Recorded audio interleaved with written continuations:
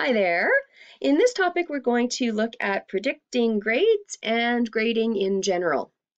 The final grade awarded to a student or a candidate in each subject is on a scale of 7 down to 1, with 7 being the highest. For the theory of knowledge, TOK, and the extended essay, these have letter grades that are on a scale of A to E, with A being the highest.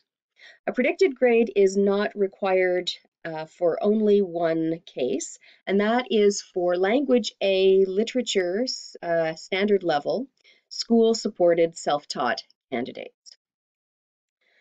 The predicted grade is the teacher's prediction of the grade the candidate is expected to achieve in the subject based on all of the evidence of the candidate's work and the teacher's knowledge of the IB standards. Predicted grades are also required for TOK and extended essay.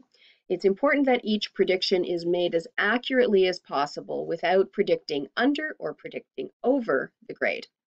This can be difficult to do, and so it's important that teachers moderate their marking with one another to come to a standardization. This helps new teachers get it right sooner rather than later, and it ensures that the application of the IB standard is consistent across all the teachers in the school. Predicted grades are used exclusively at grade award meetings when considering a subject's grade distributions and the performance of individual candidates. A check on the appropriateness of the results is made by comparing awarded grades with predicted grades.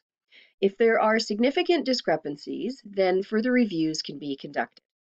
Predicted grades are not used for candidates affected by adverse circumstances, such as if they've been sick during an exam period, or including candidates with incomplete assessments for one or more components.